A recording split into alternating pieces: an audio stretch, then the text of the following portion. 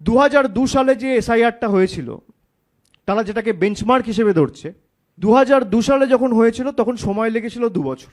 আর এখন 2 মাসের মধ্যে জাতীয় নির্বাচন কমিশন সিদ্ধান্ত নিয়েছে তারা বাংলায় এসআইআর করবে। এবং শুধু বাংলা নয়, প্রায় 12টা রাজ্যে তারা একসাথে এসআইআর ঘোষণা করেছে।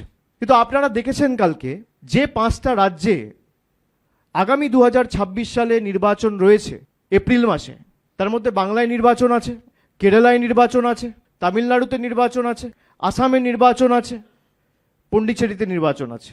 খুব কৌশলের সাথে তারা আসামকে বাদ দিয়েছে।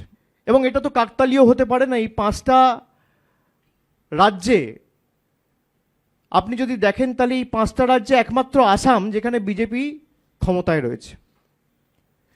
তাহলে বিজেপি যেখানে ক্ষমতায় থাকবে সেই রাজ্য যখন আগামী 5 মাস 6 মাসের মধ্যে নির্বাচনে যাবে, সেখানে এসআইআর হবে না, বাংলায় এসআইআর হবে।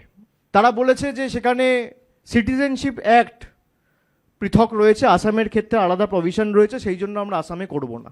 তাহলে আপনি এক দেশ এক বিধান এক নিশান ওয়ান নেশন ওয়ান ইলেকশন এসব গল্প দেন কেন?